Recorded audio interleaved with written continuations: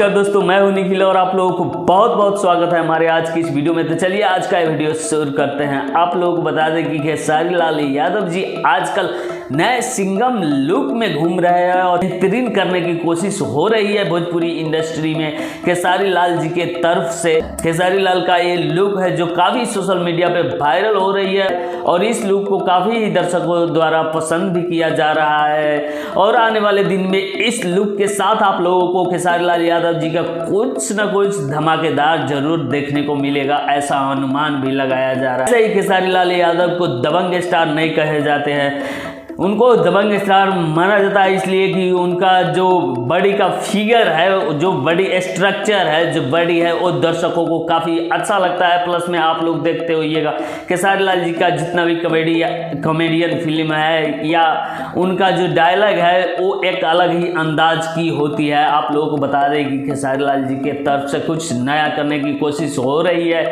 जिसको इस सिंघम स्टाइल का जो फोटो है, एक पिक्चर शायद सोशल मीडिया पे जो काफ़ी ही ज़्यादा वायरल हो रही है, वो पिक्चर द्वारा मानी जा सकती है कि आने वाले दिन में कुछ बड़ा तहलका मचने वाला है दोस्तों। तो चलते चलते वीडियो को कर दीजिए लाइक और चैनल पे पहली बार आए हैं तो चैनल को कर दीजिए सब्सक्राइब। जय हिंद, वंदे मातरम।